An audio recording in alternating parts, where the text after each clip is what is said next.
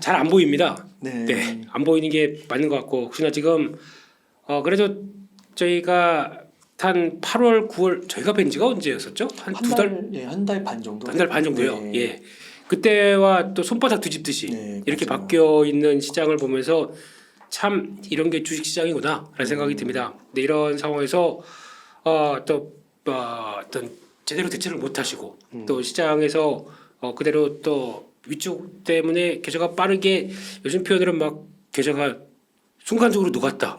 여름도 아닌데 아이스크림 녹듯이 계좌 녹는다. 맞아요. 이런 얘기 하시면서 많이 힘들어하시고 괴로워하시는 분들 정말 힘내시라는 말씀부터 드려야 될 것 같고요. 그만큼 어떤 예기치 못했던 변화들이 더 툭툭 터지기 시작하다 보니까 그에 따른 시장의 반응들이 더 민감하고 날카롭게 네. 변하는 게 아닌가라는 생각들 때문에 그런 점들이 아무래도 시장에 영향을 끼친다라는 쪽인 것 같고요. 그런 쪽에서 지금 저희가 전혀 계산을 못했던 것 중에 하나가 또 전쟁입니다. 네. 네. 지금 이스라엘 하마스 전쟁 관련돼서 벌써 한 주가 넘었죠. 네. 네. 지금 녹화일 기준으로 네. 그렇게 봤을 때 지금 시장에서는 보통 의 지정학적 리스크 같은 경우는 한번 딱 터지게 되면은 그 다음에 그때가 가장 공포감이 크고 전황이 이렇게 이어가다가 그 다음에 뭐 어떤 변화가 나온다고 하더라도 그 처음 초기 공포만큼 크진 않았었습니다. 이게 일반적인 지정학적 리스크의 특징이었는데, 근데 지금 이런 룰을 깨기 시작했던 게 러시아 우크라이나 그 전쟁 쪽이었었죠. 그때 전쟁이 딱 터지고 그 다음에 그래도 러시아가 군대도 그렇고 군 어떤 장악력을 봤을 때는 훨씬 더 어떤 압도적인 네. 상황을 이끌어가지 않을까라는 쪽으로 보고 그냥 금방 끝날 거야라고 하는데 벌써 아직까지 끌고 오고 있습니다. 맞아요. 이러다 보니까 그런 이제 부담감들. 근데 러시아 우크라이나 전쟁을 통해서 저희가 얻은 교훈이 뭐냐라고 봤을 때는 만약에 전쟁이 이렇게 길게 된다라고 하게 되면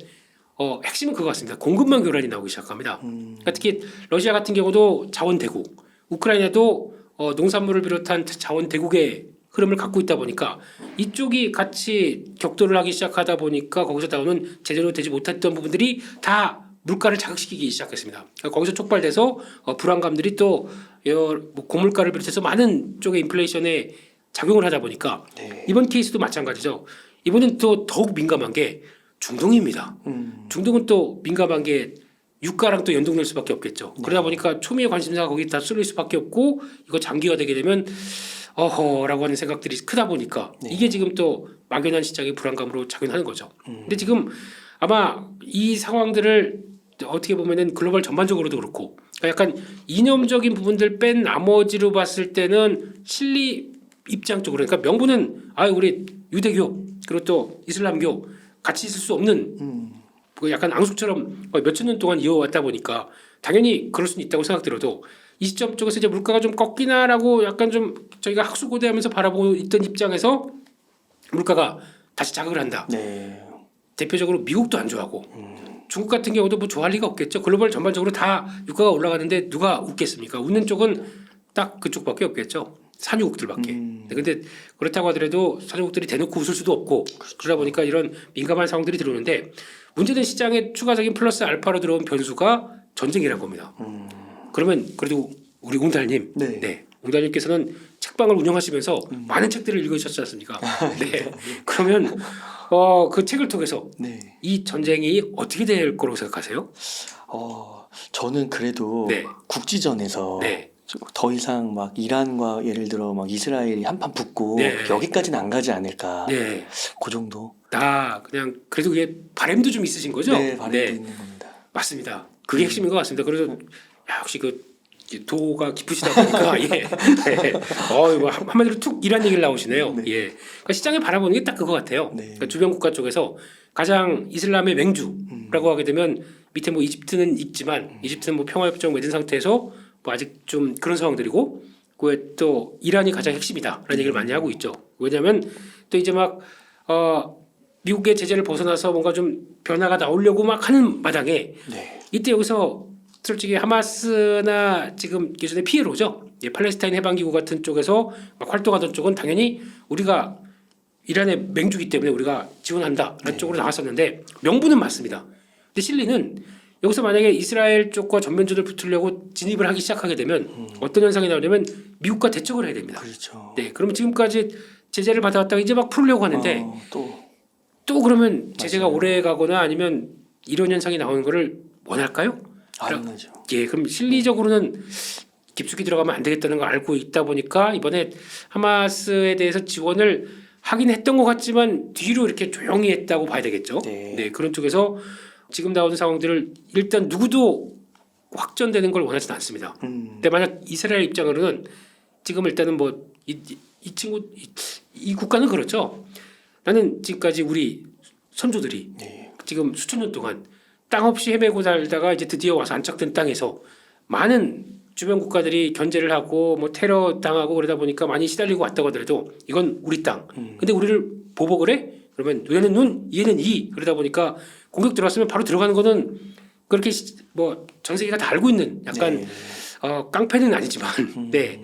보복은 확실히 하는 국가로 알고 있습니다. 네, 지난 1974년이었나 76년 그때 미넨 올림픽 때, 네. 그때 당시에도 그 피에로가 들어와서 미넨 올림픽 때 그 6명의 선수단들 납치 벌이다가 다 사망한 적이 있었죠. 네. 네, 그러니까 모사드는 이스라엘 그 정보기관입니다. 네. 첩보기관. 첩보기관. 네. CIS가 생각이 나가지고 네.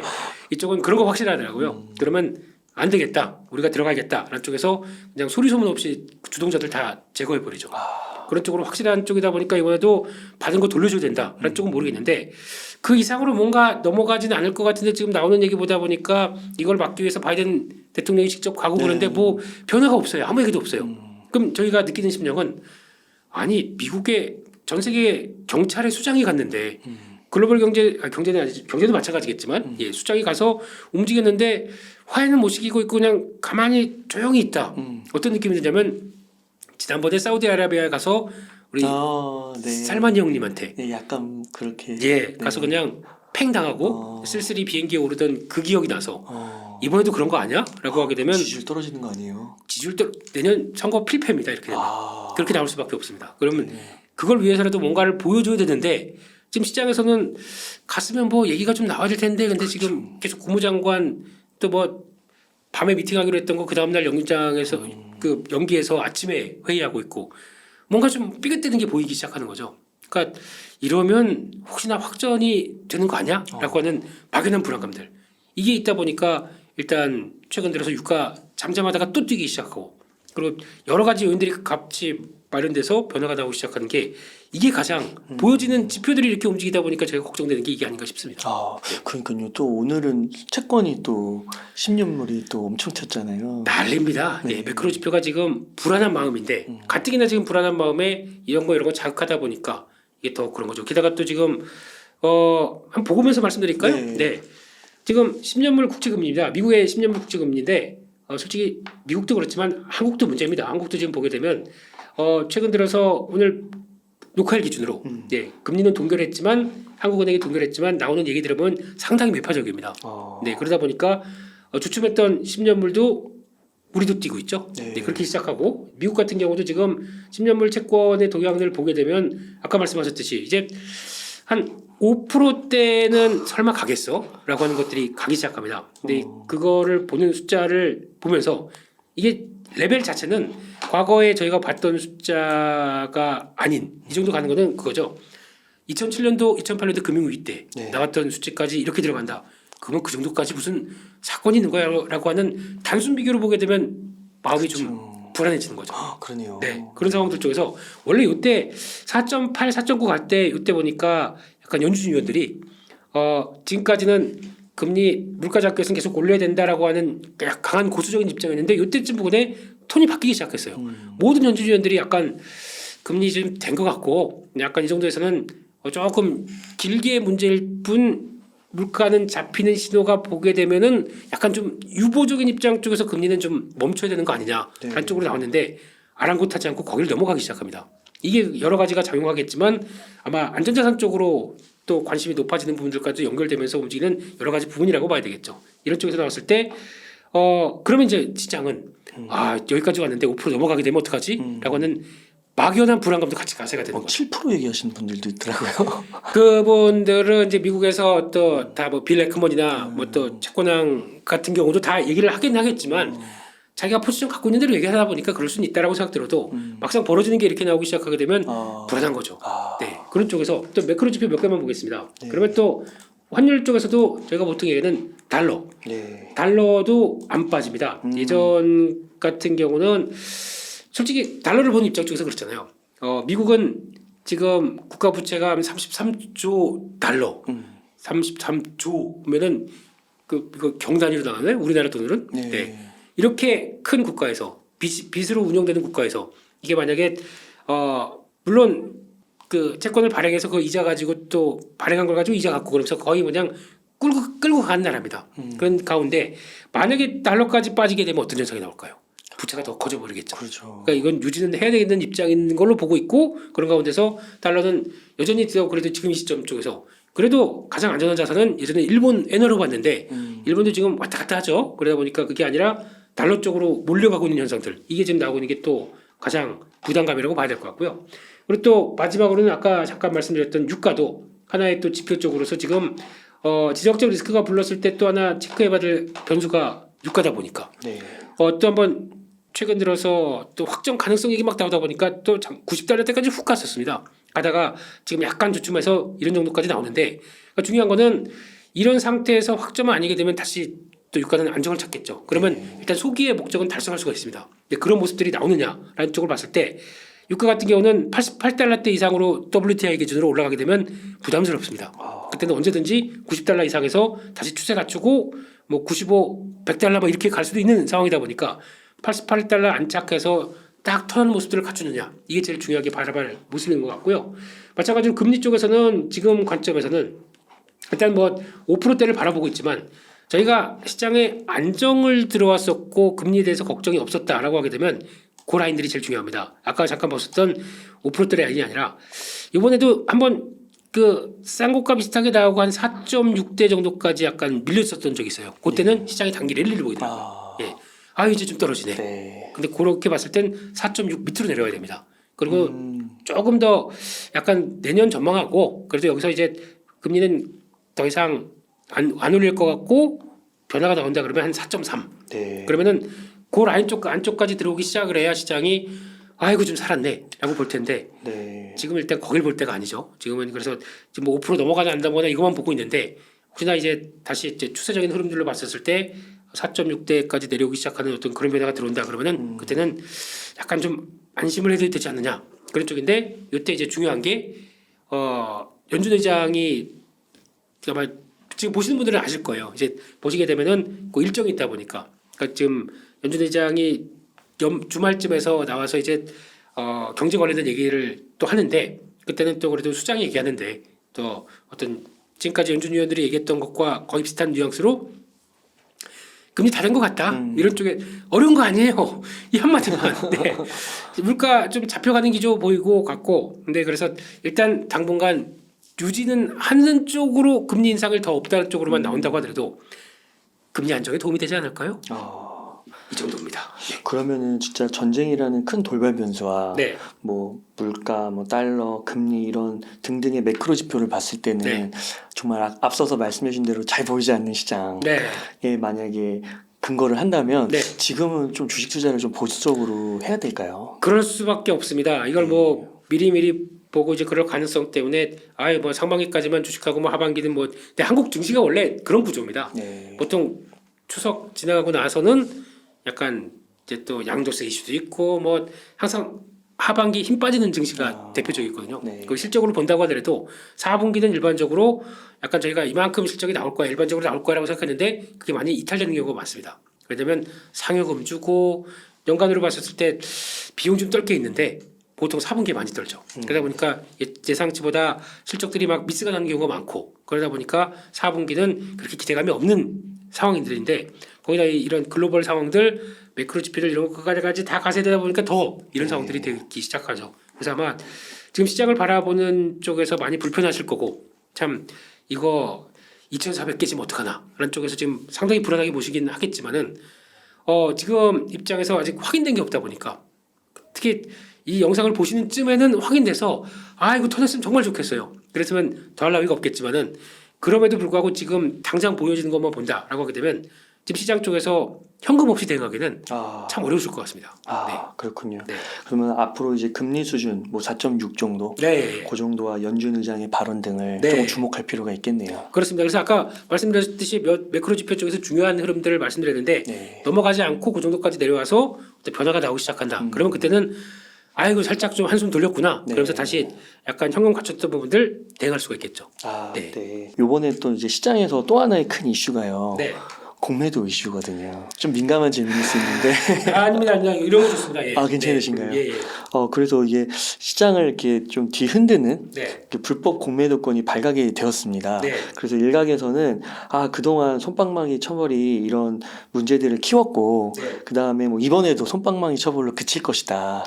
뭐 꼬리 자르기다 뭐 이런 얘기까지도 나오더라고요. 네. 그래서 혹시 대표님께서는 좀 어떻게 생각하시는지 궁금합니다. 네. 혹시 웅달님께서는 대한민국 증시를 살아가는 입장 쪽에서 네. 이번에 공매도 불법 공매도 관련된 청원 혹시 동의합니다 하셨습니까? 청원까지는 제가 못했습니다. 아이고 네. 예. 혹시 더 관심 있으시다면 그래서 여기 해야 링크 하나 해주시고 네. 그러면 같이 저희도 네. 동참하는 걸로. 제가 끝나고 네. 바로 하겠습니다. 네. 이거 문제가 심각하죠. 네, 이걸 저희가 다 알고 있으면서도 발표 나올 때마다 열받아요. 그러면서 바뀌지 않는다고 그래서 가만히 있고 이러다 보니까 진짜 짜증나는 일이죠. 네. 근데 바뀌어야 됩니다. 바뀌어야 되고 이게 개선되기 시작해서 우리도 뭐 저희가 똑같이 뭐 공매도를 같이 해서 뭐 들어가자는 게 아니라 룰을 똑같이 해놓은 다음에 그 다음에 정상적인 평평한 운동장에서 게임을 해야 그 다음에 덜 억울하지. 네. 이런 쪽에서는 그러니까 그런 거 아닙니까? 어떤 A라는 사람이 물론 이제 외국인일 수도 있고 기관일 수도 있습니다만 A라는 사람이 내가 돈을 벌 것 같아요. 벌 수 있습니다. 근데 돈을 버는 기조가 법의 테두리 안에서 이렇게 그냥 그대로 했었을 때는 내가 벌 수 있는 게 만약에 10입니다. 약간 벗어나서 약간 우회해서 벌 수 있는 게 100입니다. 네. 근데 100인데 그 중에서 만약에 비용으로 그럴 때는 이제 비용이 들겠죠. 비용이 드는데 그 중에서 10배를 더 버는 거죠. 10배를 더 버는데 비용이 한 10 정도 들어갑니다. 근데 그러면 정상적이라면 10을 버는데 약간 틀어서 가게 되면 90을 법니다. 비용 10 빼고도. 그러면 우리 웅달 선생님께서는 네. 안 가시죠? 당연히 바르신 분이시니까 절대 그럴 리가 없겠죠. 예. 요 인간들이 네. 그러고 있는 거 아닙니까? 그 말씀드렸던 비용 10은 뭐냐면은 과징금입니다. 네. 요 정도는 내고 네. 아니 지금까지 했을 때 일단 또 걸리면 내는 거고 안 걸리면 그냥 이것도 10도 없어지는 겁니다. 그냥 이런 상황 쪽에서 100을 볼 수 있는데 무슨 법이 뭐가 중요하냐. 그래서 그냥 훅 들어가는 거죠. 네. 그런데 더 문제는 이거를 알고 이렇게 들어오는 그러니까 수탁기관 쪽은 만약에 이제 국내 증권사들이 있지 않습니까? 국내 증권사들은 보고 있겠죠. 보고 있는데 아니다 그러면 거부를 하고 이러면 룰을 지키십시오 얘기를 해야 되는데 수수료 받고 우리한테도 이득이다 보니까 솔직히 공매도 100주 칠 거를 그런 식으로 해서 막 여러 가지 다양한 경로를 통해서 만약에 1000주를 쳐서 수수료가 10배다. 눈 감고 있는 게 이놈들도 여기도 문제예요. 네. 이렇게 되기 시작하게 되면 그러니까 결국에는 다 이번에 금감원에서 솔직히 아마 심각하게 따지진 않았을 겁니다. 한 두세 달 동안 검사만 해봐도 이 정도인데 얼마나 많았겠습니까? 그동안에도 그렇고. 그럼 그에 따라서 피해를 봤던 건 다 고스란히 개인들인데 그러면 가장 핵심적인 내용들 그러면 왜 수기화를 그러니까 이걸 해서 이거 전표 써가지고 이렇게 수기를 해가지고 말이 안 되는 것 같아요. 이게 왜 전산화가 안 됩니까? 이번에 그 금융위원장께서도 그런 얘기를 하시더라고요. 이거는 좀 문제고 그 관련돼서 전산화에 대해서는 뭐 여러 가지 부가적인 문제, 복잡한 문제 얘기를 하는데 왜 못합니까? 이런 IT 강국 쪽에서 하면 할 수 있거든요. 근데 그 부분에 대해서 먼저 좀 투명하게 해주기 시작을 해야 변화가 나올 수밖에 없는 부분들인데 이거 가지고는 안 됩니다. 이렇게 돼서는 그러니까 계속 발생할 수밖에 없고 아니면 공매도 규정에 대해서도 그러니까 그쪽은 그래요. 그러니까 걸리면 내면 되지 뭐 걸리면 그냥 원스트라이크 아웃으로 가야 돼요. 걸리면 너 외국인 등록증 내놔. 근데 앞으로는 외국인 등록증이 없어지다 보니까 그건 또 뭐 다른 또 우회해서 들어올 수는 있겠지만 아니면은 걸리면 증권사 같은 경우 수탁 거부 당연히 해야 되는데 못했다. 증권사 라이센스 뺏어 버리세요. 이런 식으로 강력하게 나가야 이런 평평한 운동장 쪽에서 우리가 매매를 그래도 잃는 게 억울하지는 않지. 그냥 억울한 상황 쪽에서 이 매매를 이렇게 계속 해야 되겠습니까? 이거는 말이 안 되는 거예요. 그러니까 금융사범에 대해서 선진국들은 강하게 처벌한다고 그러더라고요. 강하게 해야죠. 뭐 네. 징역 99년 어. 이런 거 보여줘야죠. 아니면 이거 한번 걸렸다가 두 번째 한다 사형. 네. 너무 심한가요? 3대를 그냥 네. 아니면 왜냐면 저희가 얼마나 피난물을 흘리고 있는데 그렇죠. 피 네. 같은 돈인데. 그 저희 어떻게 모은 돈들입니까 이거? 그렇죠. 근데 거기다 그걸 야금야금 빼가지고 그렇게 먹고 있어 차트도 지들이 망가뜨려요. 그러니까 그렇게 해놓고 나면은 뉴스들 여러 가지 또 매체를 통해서 막 만들어냅니다. 그걸 가지고 또 주가를 끌어내려요. 뒤에서 이렇게 웃고 있다가 거기다가 그것도 정상적으로 원래 정상적으로는 매도 고가에만 딱 걸어놓고 그냥 기다려야 됩니다. 근데 그런 것도 막 위반 많다고 하더라고요. 내리면서 팔고. 예, 그러면 안 되거든요. 그렇죠. 그러면 근데 또 저희 입장 쪽에서는 호가를 보다 보니까 큰 게 뭐가 딱 있어요. 저 못 뚫겠구나. 불안하잖아요. 그럼 그게 만약에 주가 내려가서 또 정정해서 밑으로 또 내려옵니다. 이거 어떤 느낌이 듭니까? 이것도 불안하죠. 근데 네. 그거를 떠나서 그것까지도 호가를 정정해서 만약에 이런 식으로까지 들어왔다. 이런 여러 가지 불법 공매도의 경로가 들어오게 되면 이거는 잘못된 거죠. 잘못된 건 바로 잡아야 됩니다. 네. 그러니까요. 이게 그 개선하기가 뭐 약간 어렵다, 뭐 뭔가 이렇게 복잡하다 막 이렇게 얘기는 하는데 불법은 불법이니까. 불법이고 시간이 그러면 외국 다른 나라에서도 미국 같은 경우도 그러잖아요. 지금 공매도 쪽에서 뭔가 여러 가지 좀 리스크나 아니면 또 그에 따라서 여러 가지 편파적인 내용들이 있다 보니까 지금 어떻게 하냐면 기관이나 아니면은 운용사 쪽에서도 한 달간 아니면 매월 말 공매도 잔고를 보고해라. 네. 이런 쪽으로 지금 개선을 하려고 합니다. 그들도 그렇게 나오기 시작하고 지금 폐해들이 좀 있다 보니까 여러 가지 특히 워낙 선진 쪽의 금융이 발달되다 보니까 이게 혹시나 어떤 일반적인 투자자들 쪽에서 위험이 있지 않을까라는 쪽 때문에 그런 쪽으로 개선하려고 하는 의지들 이런 것도 당연히 좋은 거겠죠. 근데 걔네들은 우리는 걸리면 그냥 걸리면 10대면 되지 그런데 걔네 걸리면은 세상을 세상과 단절시켜 버립니다. 그런 식으로 거의 내 평생을 깜빵에 있어야 되는데 그렇죠. 이런 부담이 있으면 못 하겠죠. 그러니까 거기서 못 하니까 여기 와서는 이런 걸 열어주면 어떡하겠습니까? 네. 말도 안 되는 이야기죠. 맞아요. 그런 외국계 기관들은 아예 못 들어오게 하는 게 오히려 우리나라 금융 선진화에도 도움이 될 것 같아요. 그래야 되고 그들도 정신교육을 시켜야죠. 그리고 또 아니면 공매도 때문에 당해서 힘든 사람들 그 사람들 일렬로 쫙 줄 서고 네. 너가 공매도했지 딱 한 대씩만 맞기. 다음 사람 다음 이렇게. 네. 네. 그렇군요.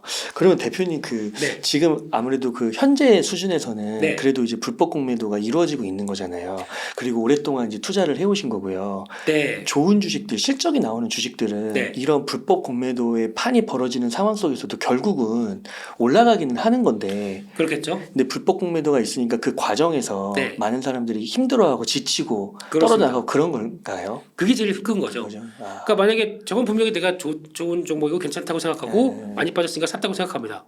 근데 이쪽에서는 계속 붙잡고 뭐 안 놓는 거죠. 네. 그리고 거기다가 또 무슨 현상이 나오냐면 실적이 좋아요. 네. 근데 좋게 나오게 되면 어떤 쪽으로 나오면 일시적으로 좋은 거고, 네 좋아봤자 다음 분기 아니면 그런 식으로 이유를 막 대기 시작하는 거죠. 그러겠네요, 진짜. 네, 그래서 좋은데 가다가 이렇게 쭉 가다가 또 빠져버려요. 다시 내려오기 시작합니다. 그러면 이럴 상황들이 아닌 것 같은데라고 이해가 안 생각하면 되니까. 예. 근데 저희 같은 경우는 그래도 저희가 시장을 움직일 만한 자금이 크게 되면은 뭐 내가 맞다 싶어서 이걸 움직여 버리면 되죠. 저희는 더 사고. 그렇지가 못하지 않습니까? 시장이 맞다라고 생각하다 보니까 그렇구나. 단념을 해야겠죠. 그럼 거기서 만약에 손절이 됐는데 그럼 이 사람들은 실컷 또 챙겨가지고 또 밑에서 다 정리하고 또 사고 거기서. 네 사고 그다음에 나중에 봤더니 제대로 이제 실적들이 뭐 분기별로 찍히고 성장이 나오기 시작합니다. 그러니까요. 그때 그럼 미친 듯이 움직이기 시작하게 되면 내가 맞았는데 그러면 거기서는 또 그렇군요. 이런 악순환이 반복되는 거 끊어야 되겠죠. 그래서 결국 또 주식시장을 떠나게 되고 욕하고 그렇게 되는 거고요. 그렇죠. 그게 다음 저희 세대들은 네. 진짜 그런 건 넘겨주고 싶어요. 네, 좀 클린하게 이런 제도를 해서 저희들은 선진 환경에서 네. 쪽에서 주식 투자도 그러면 그럴 수 있죠. 너 월급 받고 은행에 내는 게 아니라 주식 적립식으로 투자해라. 이런 식으로 충분히 얘기할 수 있죠. 예전에 아빠가 있었을 땐 말이야. 그 공매도라는 게 있었어. 불법 공매도라는 게 있어가지고 그것 때문에 돈만 내면 월급이 이틀 만에 날아가고 막 이런 게 있었는데 예.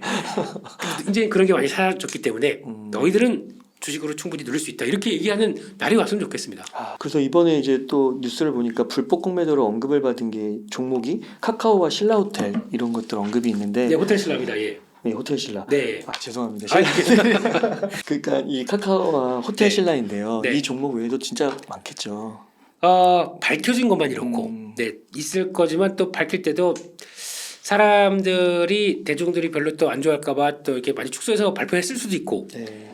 이거 볼까요? 일단 카카오는 저희가 일단 애증의 종목입니다. 애증의 종목이다 보니까 저희가 알고 있기를 그냥 뭐 카카오 욕하게 되면 그냥 용인이 될 정도로. 오늘 그 경영진에서 한 분 구속된 것 같더라고요. 네. 그것도 그 구속이 됐는데 그거는 SM을 인수를 할 때 카카오엔터가 뭐 시세 조정 혐의로 가지고 해서 구속된 거다 보니까 잘못했으면 그렇게 해야죠. 네. 그런 걸 떠나서 일단 카카오를 바라보는 입장 쪽에서는 또 워낙 신뢰를 잃은 기업이지 않습니까?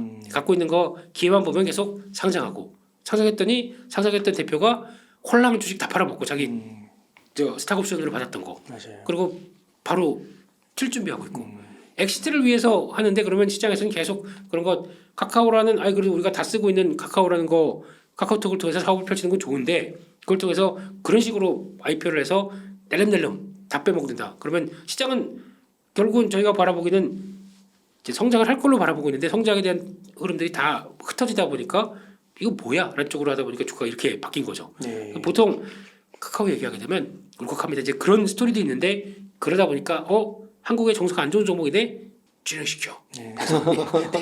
공모도 막 진행시키고. 네. 네. 그러다 보니까 계속 주가는 그래서 한 번도 제대로 힘을 못 내서 움직인 거죠. 근데 네. 물론 카카오가 실적이나 여러 가지 전망에 대해서 어떤 뚜렷한 방향을 못 주어준 것도 물론 문제입니다. 이게 카카오 월봉인데요. 근데 또 하나 이제 네이버 같은 경우를 보게 되면 그나마 좀 차이는 있죠. 네이버는 아직 저점을 이탈을 못하고 그래서 잘 버티고 있습니다. 이런 네. 고금리 시대에. 고금리 시대는 성장주 플랫폼 인터넷주 이런 쪽은 밸류가 할인을 받을 수밖에 없겠죠. 그럼에도 불구하고 잘 버티긴 합니다만 근데 네이버와 카카오의 차이는 보게 되면 카카오는 전저점을 깨고 더 밑으로 내려가는 상황들이죠. 그러다 보니까 더 고생을 심하게 하고 있는 상황들이고 그런 쪽으로 봤었을 때는 이런 걸 더 어떻게 보면은 그것도 뭐 이제 매도가 매도를 불러일으킨 있을 수 있는데 매도 중에 그런 불법적인 일들을 자행돼서 여기까지 또 해결됐다. 그러면 더 그렇죠. 그렇죠. 내가 지금 카카오 갖고 있는데 마이너스 60%다. 그 중에서 10% 15%는 이들이 촉발했을 수도 있습니다. 그러네요. 그러다 보니까 더 짜증이 나는 거죠. 네. 이거 정말 민감한 질문이긴 한데 네. 2차 전지 주식들도 네. 이런 불법 공매도의 영향을 받았을까요? 노코멘트 하셔도 됩니다.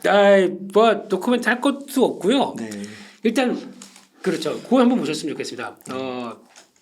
만약에 에코프로 같은 경우도 일단 시장에서 많이 얘기 나왔을 때가 제가 아까 그런 얘기 드렸었죠. 네. 성장 안 할 거야, 성장 안 할 거야 그러면서 막 보고 있다가 성장이 갑자기 크게 나오기 시작하면서 시장에서 부각 받을 때는 네. 어떤 변화가 나오냐면 이게 그렇네 하면서 올라오기 시작하죠. 음. 근데 일반적으로 공매도 치는 쪽 같은 경우는 성장주가 이렇게 빠르게 올라온다. 무조건 그냥 들어갑니다.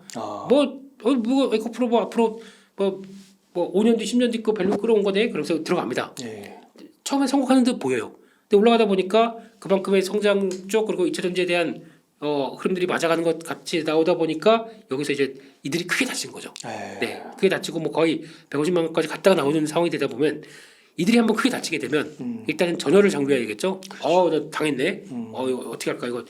그리고 빠질 모멘텀만 찾고 있었겠죠. 찾고 있다 보니까 이번에 리튬 가격 쭉 하락하고 거기다 메탈 가격 하락하고 그러면 가만 보자. 그러면 2차 전지 쪽에서는 소재를 만드는 회사들 소재를 가지고 배터리 안에다가 넣고 그다음에 팩 만든 다음에 이거를 전기차에 집어넣는데 그 과정 쪽에서 소재 쪽 양극재 대표적인 업체들 쪽으로 그래도 갖춘 업체가 에코프로 BM, 에코프로지 않습니까? 거기선 리튬 가격이 떨어지니까 들어가는 메탈 가격하고 다 하락하게 되면은 피가 떨어지겠네. 그러면 Q는 이어진다고 하더라도 이게 폭이 크게 되면 리튬 가격이 이렇게 크게 되면 이거 실적 안 좋겠네. 실제로 또 그랬고. 그렇죠. 네. 그러다 보니까 이것도 똑같이 진행시켜. 그래서 너무 이경영 선생님 좋아하시는데요. 네. 좋았어. 진행시켜. 예. 좋았어. 이렇게 하면서 성공하면 이렇게 하겠죠. 나가기 시작하다 보니까 주가는 여기서 그러니까 그때 소재 무지 본 거 많이 하는 과정이 나오는데 이 과정에서 투명했다고 볼 수 있을 만큼의 뭐 어떤 이 얘기가 있을지는 아직 모르겠습니다. 이제 보통 이제 불법 공매도라는 단순하게 뭐 제도란 것뿐만 아니라 공매도를 이용할 때 보면은 저희가 이것도 어차피 주식도 저희가 뭐 에코프로라는 회사를 직접 가보고 투자하시는 분이 누가 있겠습니까? 배터리 가봐서 나 전기차 사가지고 배터리 열어봐가지고 안에 뭐 들었는지 이렇게 분해본 사람이 누가 있겠습니까? 네.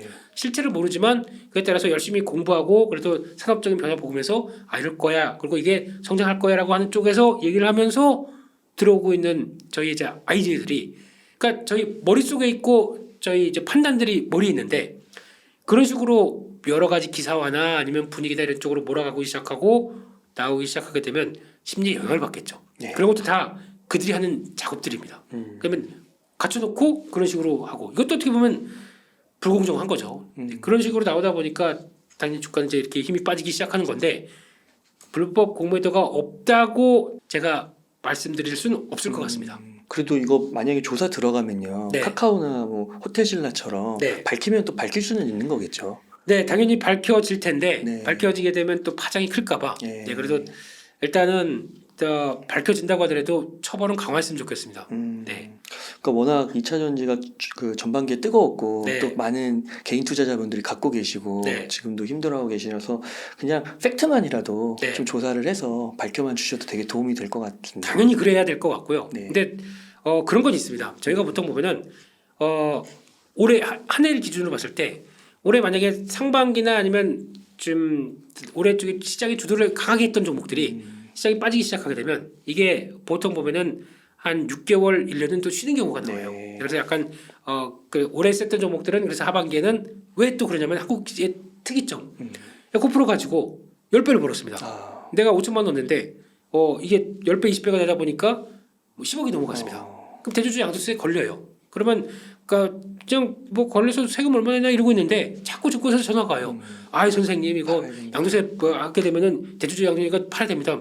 얼마 전에 돈 벌어 낼 거야. 그런데 아닙니다. 그게 아닌 것처럼 또 세금 내면 되지 않습니까? 근데 그것도 큰일 날 것처럼 막 이렇게 얘기를 해요. 그러면 진짜 그런가? 그러면 팔지 뭐 그러면서 나오는 물량도 있을 거고. 그러니까 결론은 강하게 많이 올랐던 대중적인 종목들이 강하게 많이 올랐다라고 하게 되면 한 6개월 최소는 조정을 받는 게 일반적인 케이스는 맞다. 그리고 당장 못 가는 케이스는 맞다. 근데 그 중에 실적이라는 변수가 작용을 했기 때문에 더 이렇게 맞다라고 보긴 맞는데 하지만 성장에 대한 흐름들이 꺾였다라고 보기는 힘든 상황이기 때문에 네. 여전히 관심을 가져야 되겠죠. 근데 다시 매수세가 모이기는 시간은 좀 걸릴 수는 있다. 이렇게 봐야 될 것 같습니다. 네. 네. 2차 전지 섹터가 지금 현재 조정을 받고 있고 주요 종목들 중에서도 50% 이상 난 것들도 있더라고요. 네.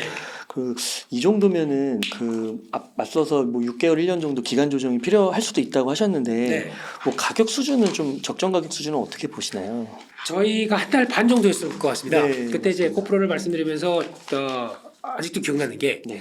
이 회사가 120만 원 이상으로 가기는 힘들다라고 120만 원 이상에서 뭐 딱 강하게 가기는 힘들다라고 말씀을 드렸었을 때가 저희 마지막 방송이었던 것 같습니다. 네. 네, 그때에서 물론 그때 120만 원 위쪽으로 갔었죠. 그리고 뭐 에이 틀렸네. 제가 거기까지는 모르겠고요.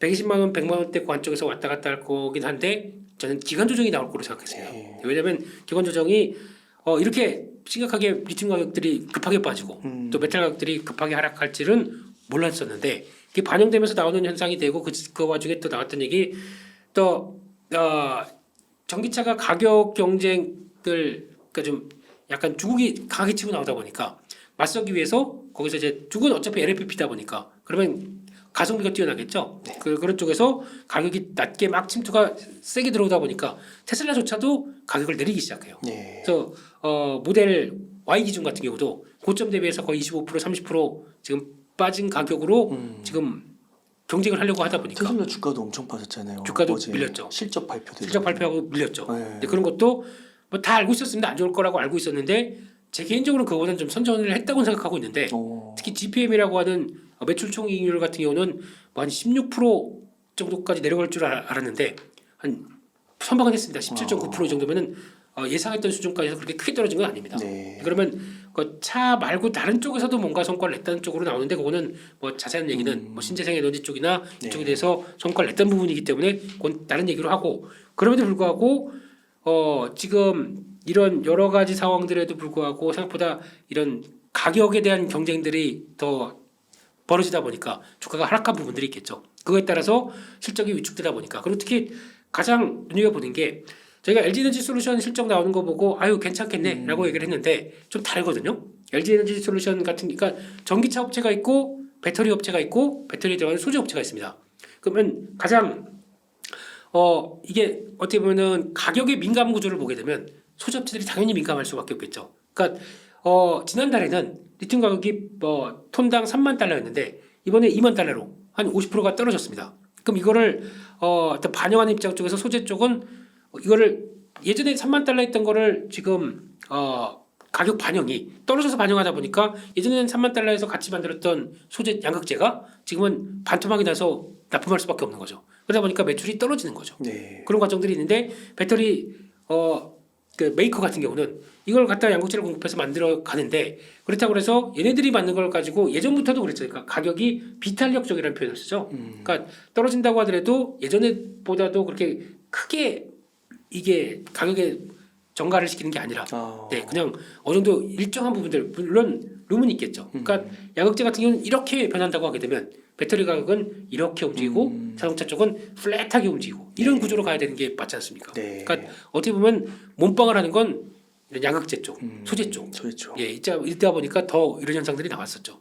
그럼 지금부터는 네. 중요한 게 실적을 바라보면서 움직일 것이냐 아니면 이 Q가 커지는 것을 보면서 움직일 것이냐라는 부분들. 네. 그러면 여전히 Q는 커집니다. 당연히 알고 있듯이 전기차 성장에 대해서 확정되는 것 특히 많이들 얘기하시는 것 중에 하나가 중국차가 지금 거의 뭐 BYD 한 지금 연간으로 보게 되면 벌써 뭐 100% 이상 성장해서 뭐 조 단위로 수익을 내는 회사로 바뀌었다. 그러다 보니까 전기차 쪽에서는 이젠 전 세계가 BYD 차를 탈 것이다. 이런 쪽으로 얘기를 하고 그러는데 이 사실을 만약에 이제 지금 미국도 그리고 만약에 혹시나 예, 트럼프 전 대통령이 다시 집권한다. 네. 이 사실을 과연 좋아할까요? 가만히 두지 않을 것 같아요. 가만히 두지 않겠죠. 네. 우리나라에서 중국 차 돌아다니는 거 절대 보기 그게 싫어가지고 미중 간의 무역 전쟁 처음 일으킨 장본인이 트럼프인데 네. 이번 심하면 심했지 덜하지는 않을 거 아닙니까? 네. 이렇게 나오기 시작했을 때는 그런 것조차 물론 지금 바이든 행정부가 펼쳤던 전기차 뭐 지원 정책, 친환경 지원 정책을 다 없앤다고 그래서 했습니다. 그럼에도 불구하고 그러면 다 없애는다고 그래서 뭐 어차피 지금 저희 현대기아차는 IRA를 통해서 지금 지원 못 받아요. 이런 상황들인데 차라리 잘 됐다 이렇게 생각 들겠죠. 네. 못 받는 거 뭐 없어진 거 잘 됐다 이렇게 생각 들겠죠. 네. 그럼에도 불구하고 근데 지금 트럼프가 대통령이 된다고 하더라도 절대 중국 쪽에서 뭐 만약에 이번에 뭐 포드랑 니네 뭐 합작한다며 들어와봐 이러면서 또 난리치겠죠. 그렇죠. 그랬었을 때 나올 수 있는 생각까지 하게 되면 중국은 미국을 못 넘습니다. 근데 만약에 LFP가 그래도 가성비가 돼서 전 세계 대세를 한다라고 하게 되면 그러면 얘기를 하겠죠. NCM도 좋은데 그 삼원계 말고 니네 LFP도 지금까지 개발했다며 이쪽으로 납품해줘. 누가 할까요? 배터리 공장 2025년부터 다 공장이 지어지고 있는 국내 배터리 3사들한테 얘기를 하겠죠. 그러면 LFP 쪽도 그쪽이 아니라 한국 쪽이겠죠. 네, Q가 들겠네요. 표가 늘겠죠. 네. 이런 쪽으로 나오게 되면 그거는 이상 없는 것 같습니다. 근데 여기서 제일 중요한 거는 분기 아니면 뭐 연간 단위로 실적이 이런 피에 따라서 왔다 갔다 할 수는 있어도 근데 네. 피도 또 뭐 공급 과잉이 되기 때문에 피가 떨어진다 이건 기정사실이 될 것이다 얘기는 하는데 메탈 가격, 뭐 이제 구리 가격, 뭐 이런 것부터 뭐 리튬 가격 이런 모든 가격에 대해서는 예측하는 자가 망합니다. 네. 예측을 했다가는 저희도 그럼 보세요. 앞으로 보니까 삼성전자 6개월 내에 10만 원 충분히 갈 수 있고 맞아요. 이렇게 예측한 사람 믿지 마세요. 맞아요. 네. 가격을 얘기하는 사람 믿지 마세요. 계속 지연되고 있죠. 네, 예. 그럼 가격이 뭐 확신에 차서 얘기하는 사람일수록 더 믿지 마세요. 주가에 대해서, 주식의 가격에 대해서 얘기하시는 분들은 믿지 마세요. 그거보다는 산업적으로 이렇게 큰 아이디어 가져가면서 그다음에 그러면 앞으로 이 주가가 얼마가 클 것 같으세요? 그러면 원래는 모릅니다라고 얘기를 해야 됩니다. 그게 정확한 겁니다. 근데 그래도 내가 보기에는 시총이 이 정도까지 커졌을 때, 그러니까 앞으로 성장을 흐름 봤을 때 지금이 시총이 1조면은 앞으로 한 이 정도 성장까지 실적이 늘어나는 걸 반영하게 되면 한 1조 2천억까지는 갈 수 있지 않을까요? 라고 하는 게 정상입니다. 근데 그걸 가지고 이건 말이죠. 이제부터 시작하기 때문에 성장이 한 2배 간다. 주가는 10배 가야죠. 그러면 당연히 10만 원 갑니다. 이렇게 얘기하는 거는 믿지 마세요. 네. 네. 그게 제가 느끼는 저도 믿지 마시고요. 네. 그렇습니다. 네. 네. 그러면 혹시 뉴스에서 네.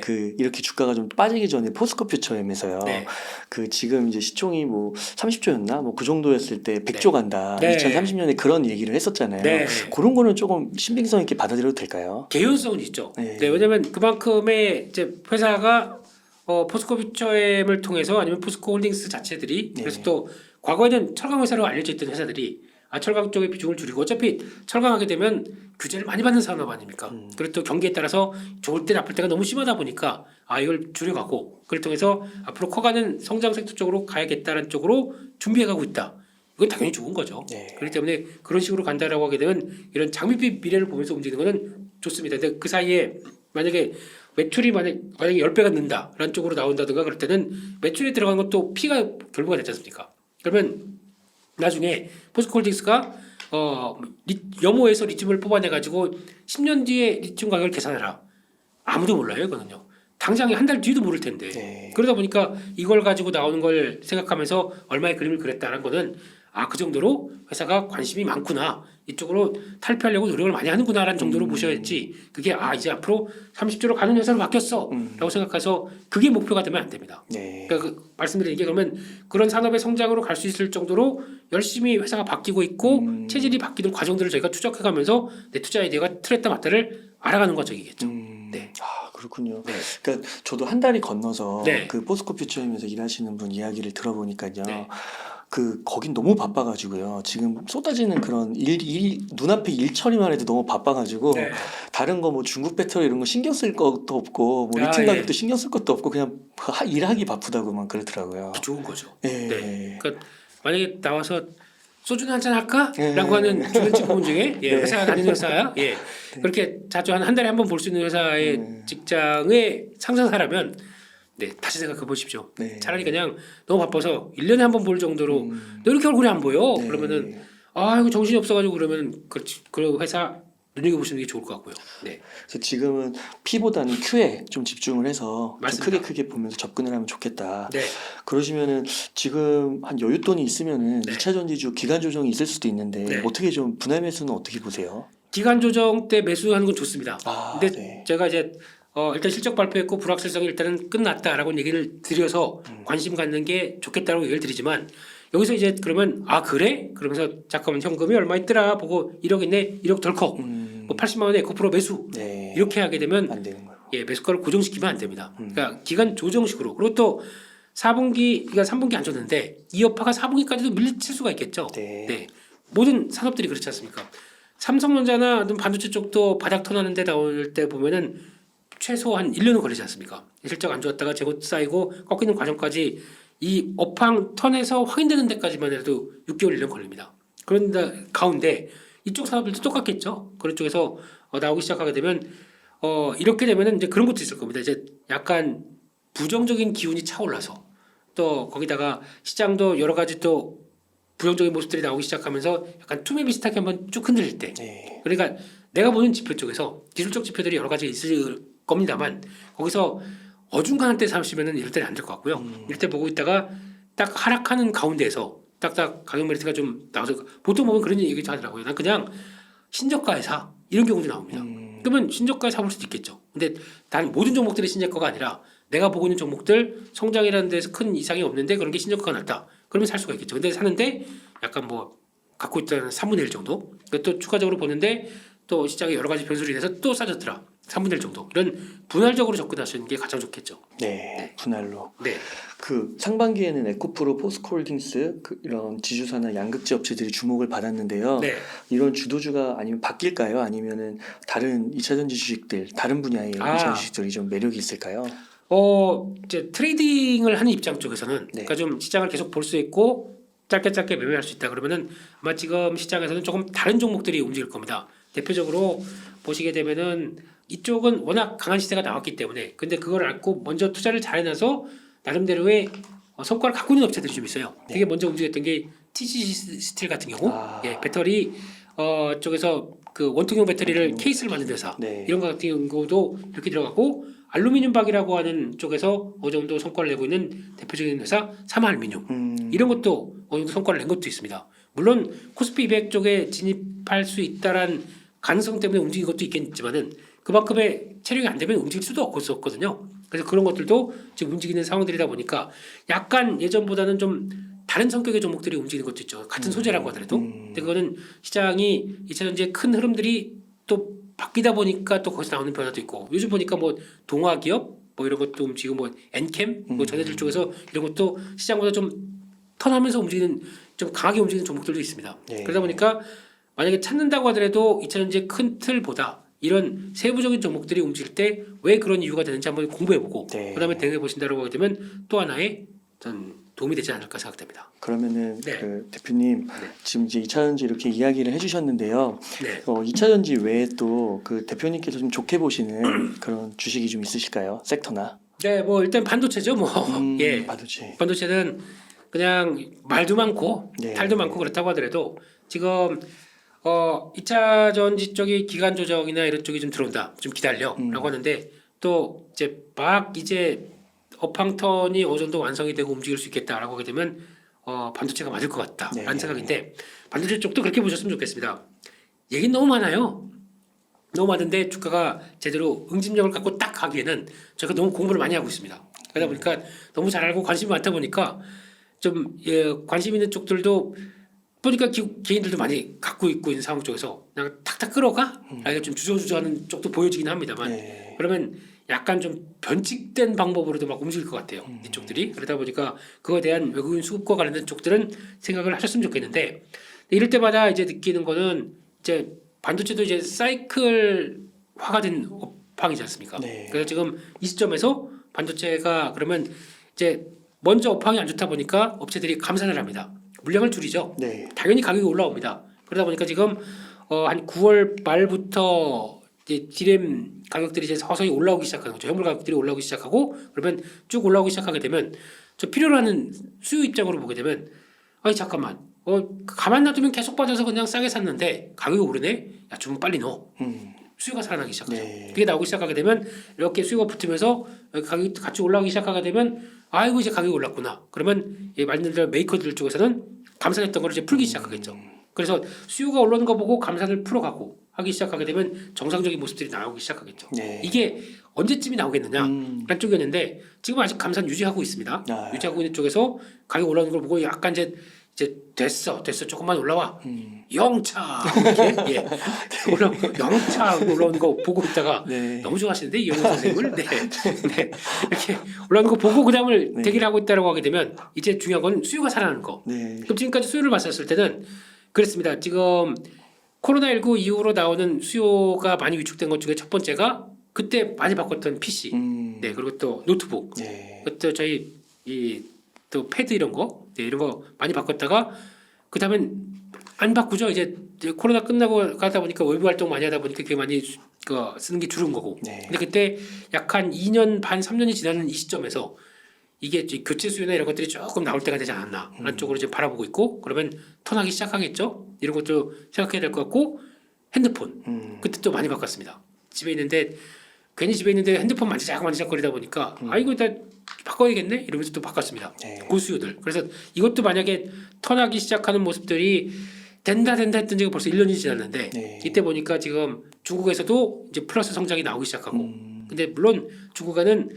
화웨이 쪽이죠. 메이트 프로 60이 이제 쫙 올라오기 시작하면서 아이폰을 이겼다고 얘기를 하네요. 네, 그거는 그래요. 데이터는 그들 거기 때문에 아직 못 믿겠습니다만, 네, 뭐 앞으로 계속 봐야 되겠지만 네. 이렇게 나오기 시작하게 되면 이런 변화가 그래도 큰 그림을 봤을 때 메이트 프로 60에 들어가는 만약에 그러면 메모리는 누구 걸 썼겠습니까? 중국 걸 썼겠나요? 중국 아직 그 정도까지 대량 양산 못합니다. 네. 분명히 삼성 아니면 SK 하이닉스 거였겠죠.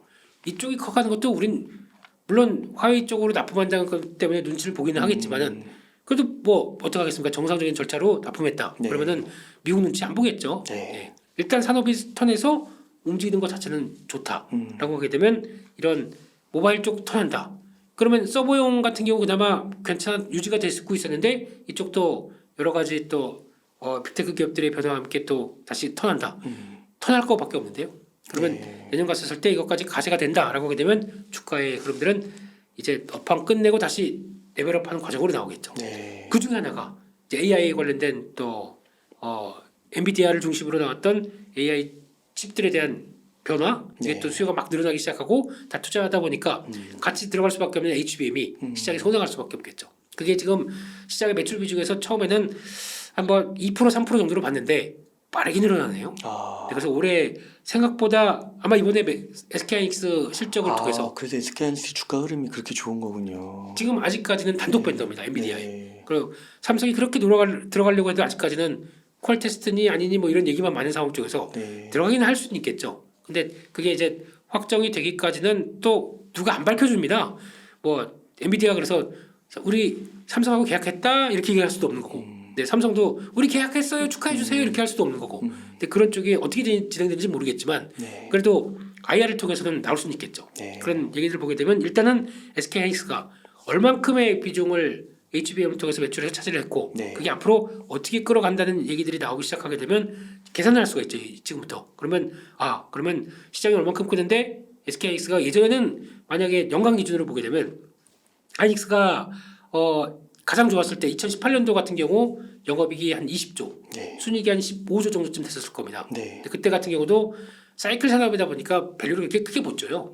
그때 같은 경우 주가가 15원이었다고 하게 되면 그때 아마 제 기억으로는 130조, 110조 뭐 이 정도쯤 시총이 됐었을 겁니다. 네. 그 정도 쪽에서 그러면 그때 사이클보다 이번에 턴하는 사이클들이 훨씬 더 이익의 질이 좋을 수밖에 없겠죠. HBM이 가세가 되다 보니까 네. 그러면 그것까지 만약에 내후년 쪽에 영업이익이 만약에 그때는 지난 사이클 때는 20조였는데 이번에 만약에 HBM 덕분에 25조가 됐다. 그럼 주가는 그만큼의 밸류를 더 높여줘야 되는 거 아닐까요? 그렇죠. 그러면 지금 하이닉스가 현재 100조가 안 됩니다. 그러면 2년 뒤에 25조가 영업이익이 나온다. 지금 현재 100조가 안 된다. 그러면 나중에 가게 되면 실적을 반영한다 그러면 한 25조까지 나온다. 그 지금보다 주가는 2.5배 가야 되는 거 아닌가요? 와. 그냥 이건 제 단순한 계획이겠습니다. 네. 예. 그 정도까지 안 가고요. 네. 보통 하이닉스의 뭐 그때 약간 어떤 흐름을 타서 네. 실적이 좋은 때가 나온다라고 하더라도 약간 PR 8배 정도까지 생각을 하게 되면 60%. 그렇죠. 그 정도까지는 잠깐만 그래요? 제가 생각한 예. 아닌가? 그래요. 맞아. 그 정도까지는 볼 수는 있는 네. 거겠죠. 그럼 13만 원 60%면 거의 뭐 20만 원 이런 정도의 계산이 그렇게 나올 수 있겠다라고 생각하는 게 그러다 보니까 이제 이번 실적을 발표를 통해서 얼만큼의 변화를 보여주는지 이거 체크하는 것도 중요할 것 같습니다. 네. 네. 반도체 정말 기대가 되는데 말씀해주신 대로 이게 또 반도체가 한번 흐름을 타면 네. 그 상승 그 판매와 그 이익에 엄청나게 폭발적으로 증가하잖아요. 그렇죠. 과거에도 그렇고. 네. 그래서 반도체 정말 기대되는 것 같습니다. 그러면 대표님 뭐 하나 정도만 더 뭐 있으실까요? 그런 쪽에서 봤을 때 또 개인적으로는 네. 이제 이번에 시장이 막 어지러울 때 네. 그래도 실적 좋은 것들 네. 이런 거는 여전히 괜찮을 것이다 라고 네. 생각하는 것 중에 하나가 또 다 보여드리면 그렇잖아요. 네. 근데 그 중에 하나는 네. 화장품 생각합니다. 장품. 화장품이 왜 그러냐면은 저희가 이런 수출 산업들을 뭐 공부하고 비교해 볼 때 많이 체크하는 것 중에 하나가 수출 동향입니다. 월별 수출 동향. 근데 저희가 한 달에 3번 나오거든요. 10일, 20일, 말일은 이제 월별 이렇게 네. 나오는데 10일이나 20일짜리 가지고 이거 꺾였네 그래서 막 주가 흔들리고 막 이런 건 너무 걱정하지 마시고요. 총 한 달짜리 네. 봐가시면서 여기서 나오는 흐름들이 월별로 보게 되면 쭉 좋았다가 안 좋았다가 하다가 갑자기 이렇게 하고 턴하면서 좋은 지표들이 나오기 시작합니다. 근데 이번에 7, 8, 9 같은 경우는 그래도 중국이 리오프닝하고 아니면 여러 가지 또 이제 여름 때 또 겨울보다는 여름에 좀 이렇게 좀 화장하고 웅달님도 남자시고 저도 남자다 보니까 그럴지 모르겠는데 네. 그러니까 야외 활동이 많다 보니까 또 화장이 좀 늘어나기 시작하겠죠. 네. 약간 성수기 쪽에 흐름도 받아가기 시작하면서 7, 8, 9 쪽에 화장품 수출 보게 되면 7월 달은 한 자릿수 때 8월 달, 9월 달 다 두 자릿수 때로 작년 동기보다 올랐습니다. 실적 좋겠죠, 그러면. 네, 그런 쪽인데 그렇다고 하더라도 이거를 과거처럼 실적 좋으면 아모레퍼시픽 사요? 이게 아니라 예전과 좀 트렌드가 많이 바뀌었죠. 네. 왜냐하면 지금은 약간 고물가 시대다 보니까 지갑을 많이 생각해요. 그러다 보니까 예전에 이왕이면은 뭐 좋은 거 사보고 싶긴 하겠지만 그거보다 트렌드에 맞고 써보니까 뭐 거기서 큰 차이 없더라 라고 하게 되면 요즘 인기 있는 브랜드가 뭘까 라고 이걸 어디서 가서 물어보냐면 올리브영 가서 점원들한테 물어보죠. 요즘 뭐가 잘 나가요? 그러면 이제 차트 이렇게 쫙 그려가지고 이번 주 핫품목은 이겁니다 뭐 이렇게 하는데 그 중에서 그런 거 얘기를 하는 거죠. 뭐 화장품 뭐가 잘 나가요? 그러면 혼나요. 물어본 사람. 화장품 중에서 뭐 어떤 품목 찾으십니까 고객님? 이렇게 얘기를 하죠. 네. 뭐 립스틱, 립 밤, 뭐 이런 거 이제 네. 틴트 이런 거요. 네. 예. 기억도 못 하겠어요. 예. 뭐 이런 거 나오기 시작하면서 네. 그런 걸 봤었을 때 이번에 신상 이런 겁인데 이거 인기가 잘 나갑니다. 뭐 이런 것들을 얘기하게 되면 그런 어떤 브랜드가 가성비를 생각하다 보니까 그렇게 비싸지 않은 쪽에서 내가 보니까 품질 나쁘지 않네 라는 쪽이 인기를 받다 보니까 그런 것들이 성과를 낸다라고 하게 되면 그런 브랜드도 중요하겠지만 제가 보기에는 그 브랜드를 어차피 브랜드는 큰 차이가 없고 다 보면 나중에 원료 만들어주고 납품한 회사는 다 똑같더라. 네. 그러면 ODM 회사들이죠. 아, 이런 회사들 눈여겨보는 게 맞지 않나 네. 생각 들고 있습니다. 네, 감사합니다. 네. 대표님들 이렇게 유쾌하게 귀중한 인사이트들 마구마구 나누셔서 감사드립니다. 이경영 선생님. 네. 네. 네. 대표님 그러면 끝으로 한 지금 1억 정도 여유 자금이 있으면 어떻게 투자 전략을 세우시겠나요?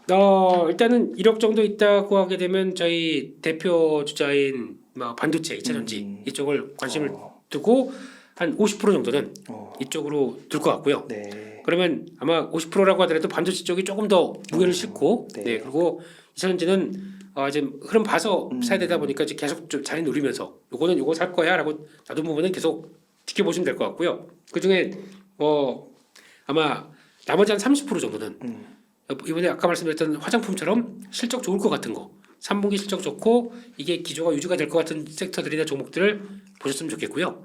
20%는 일단 현금 네. 정도를 보시면서 시장이 또 빠르고 막 취약한 모습들이 보이다 보니까 그런 쪽에서 약간 좀 이상하다 그러면 나머지 쪽을 좀 늘려서 현금을 좀 늘려주시면 될 것 같고 네. 그래서 그러면 보통 뭐 이쪽을 갖고 있었는데 50% 만약 50% 30% 20%다라고 하게 되면 50% 쪽에서도 5%만 줄이고 30% 쪽에서 5%만 줄여도 이게 현금이 10%가 더 생깁니다. 그렇죠. 이런 식으로 또 대응하셔도 될 것 같거든요. 그렇게 조절하시면서 아직 시장이 리스크가 완전하게 끝났다고 보긴 힘든데 근데 그런 쪽에 지금 변화 보고 좀 시장 눈치도 봐가면서 이럴 때 그냥 아니야 무조건 매수 이렇게 갔다가 또 먼저 다 사고 났더니 주가 더 빠지는 수도 있지 않습니까? 그렇죠. 그렇기 때문에 눈치 살살 봐가면서 현금도 같이 써가는 게 좋지 않나 싶습니다.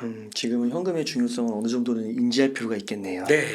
네, 대표님 끝으로 시청자님들께 꼭 하시고 싶으신 말씀이나 강조하고 싶으신 말씀 있다면 부탁드리겠습니다. 네, 강조는 일단 시장의 변동성이 무지 크다. 네. 저희가 생각했던 것보다 플러스 알파. 그러니까 약간 그런 거죠. 생각하지 않았던 상황들이 또 추가로 들어오다 보니까 저희가 자꾸 깜짝깜짝 놀래고 그러다 보니까 그게 더 그냥 막연한 불안감 때문에 이건 정말 그렇게 되는 거 아니라고 생각하다 보니까 약간 판단 미스가 되고 하는 이런 상황이 되다 보니까 변동성 큰 장이라는 거 꼭 염두에 두시고 그리고 너무 시장에 말리진 마시되 네. 물론 싸지는 종목들이 나옵니다. 그거를 이제 대응은 하시지만 그래도 현금 좀 좋은 장에서도 현금은 필요해요. 네. 아무리 좋은 장에서라도 다음은 계좌에 1% 5%라도 가지고 다니시는 게 좋습니다.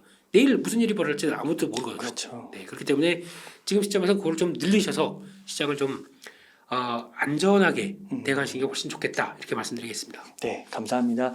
이렇게 해서 레몬 리서치의 김민수 대표님을 모시고 이야기를 나눠봤습니다. 긴 시간 동안 유익한 인사이트 많이 나눠주셔서 감사의 말씀드립니다. 오늘 고생 많으셨습니다. 감사합니다.